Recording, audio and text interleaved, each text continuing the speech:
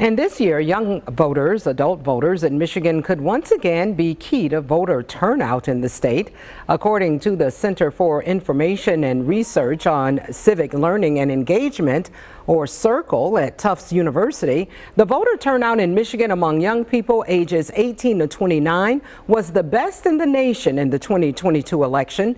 Michigan had 37% turnout compared to the national average of 23%.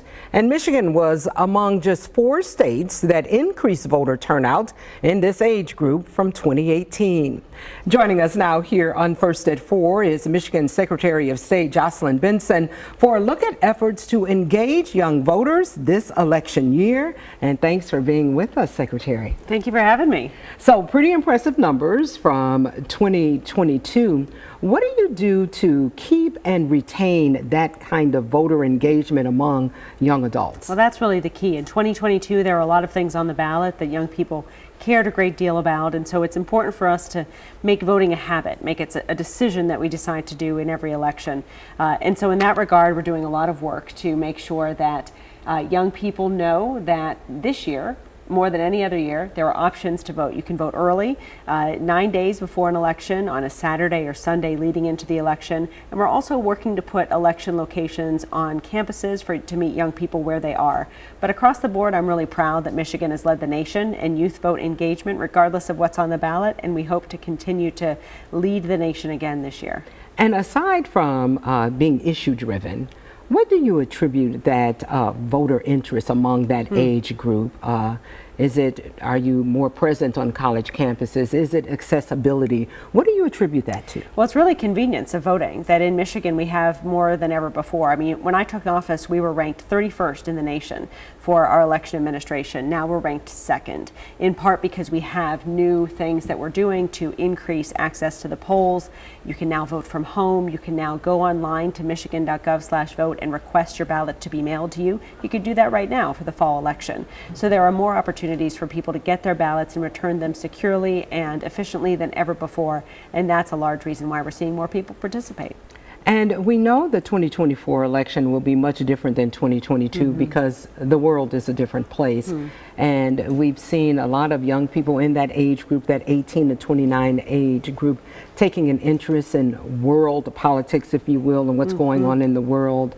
For instance, in Israel and Gaza, over in the Gaza Strip. So we've seen encampments, we've seen protests by people of this age group. How does that voter awareness turn into actual voter turnout in November? You know, it's so interesting. Even in 2020, which among many things was the midst of a global pandemic, we saw a lot of young people vote more than ever before. 800,000 young people between the ages of 18 and 29 participated in 2020, but 1 million stayed home. 1 million eligible young voters didn't vote. And just imagine if we see engagement among those young people, all of whom are eligible to participate and whose voices we desperately want to be heard. They could make up the majority of the electorate if they choose to all participate in large numbers. And that's really what I hope young people get to see, their power in this moment to really direct their governments to act in furtherance of their principles, whatever that may be.